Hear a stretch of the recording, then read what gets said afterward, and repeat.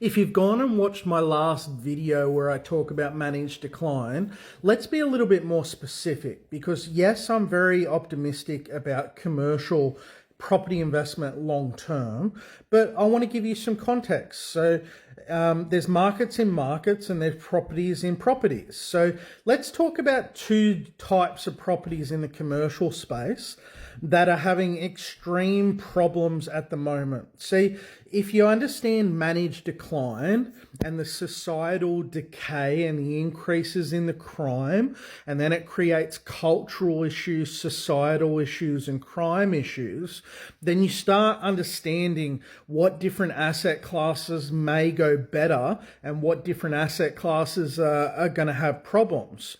So let's talk about two commercial types of properties that are having huge problems at the moment.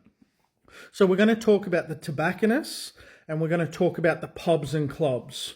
And specifically, we're going to talk about down in Melbourne. All right, they're all being firebombed.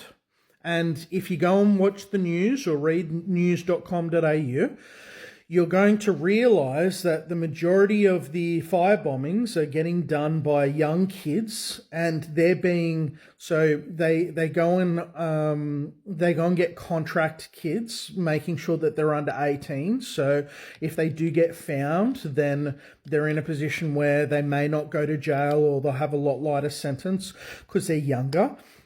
And it's been found that a lot of the people that have been doing the firebombing, so in the tobacconist space, it's all organised crime and bikies, all right?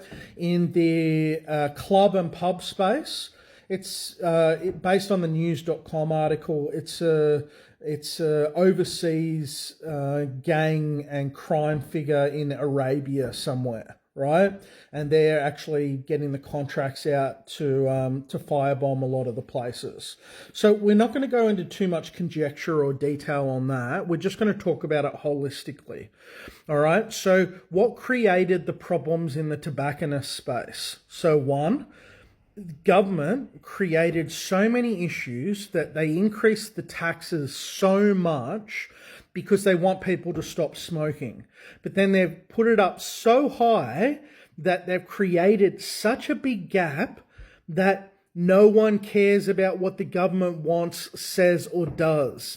They put the price up too high and people still want to smoke. So they don't care where they get their smokes from as long as it's cheap. So they're willing to get, so a lot of the organised crime, they're not dealing in the drugs that they were in the past because they're getting lower sentences for dealing in tobacco.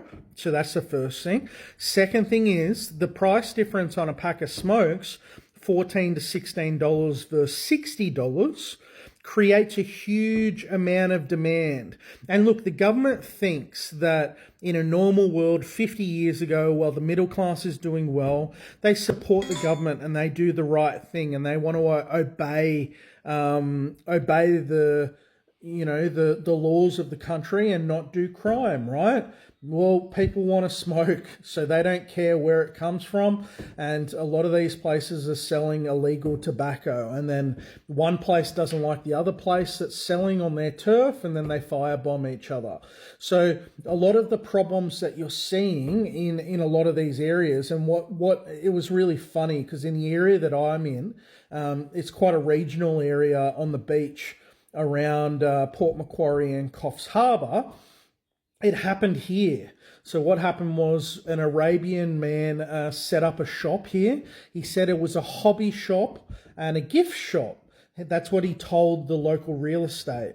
But then what ended up happening, he added in tobacco on it. And then the local real estate found out, voided his lease and contract, and it took a while to kick him out. And the stupid thing about it was the idiot had the shop right next to the cop shop right here.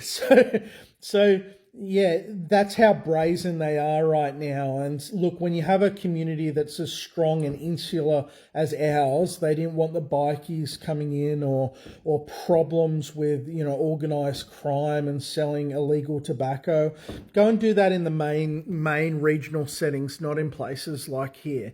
So this is talking about the fact that I'm bullish on commercial long term, but if you're holding clubs and pubs, or tobacconists, especially in these strip retail kind of setups, even if you're 4 doors down, like it actually, at the moment in the commercial space, if they know that a tobacconist is just up the street from you in the same strip, your insurance premiums go through the roof, or you may not be able to get insurance if they find out that a tobacconist is a couple of doors down from you. So a lot of these people that used to buying strips of retail shops now have to manage out these tobacconists, and also it's impacting other businesses. There was a couple of years ago when I was selling down my resi where I seriously looked into buying a really large IGA superstore. And I was going to continue working in the mortgage broking space. And my wife has experience in the IGA space. So I was going to buy one of those, have a management team, and have my wife run the management team, right? And then what we found out was that in the last 4 to 6 years that all these tax changes have come in and the prices have gone through the roof and the illegal tobacco has run rife.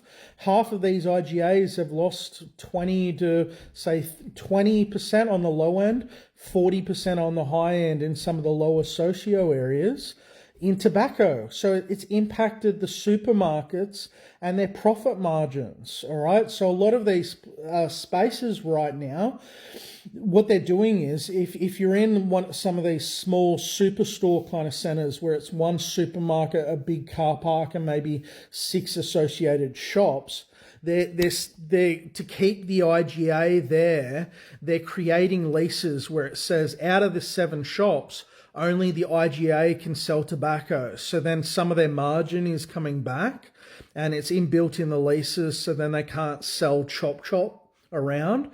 So these are some of the things that people are going through. And this is talking about context in the commercial space. So hopefully these videos are giving you a bit of value, and we'll see you on the next one.